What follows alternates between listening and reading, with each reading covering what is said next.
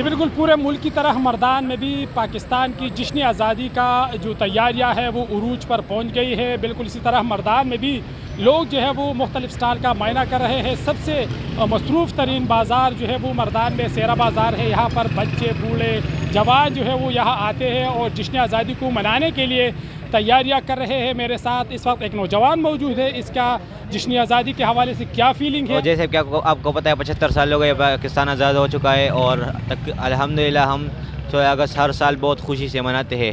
यहाँ बहुत चहल पहल होता है, बहुत खुश होते हैं लोग, प्रोग्राम्स होते हैं, लोग झंडियाँ लेते हैं और गाड़ियाँ वगैरह भी तैयार होती है। तो अल्हम्दुलिल्लाह अल्लाह ताला का बहुत बहुत शुक्र है कि हमें अल्लाह ताला ने इतनी बड़ी नेमत अदा की हुई है।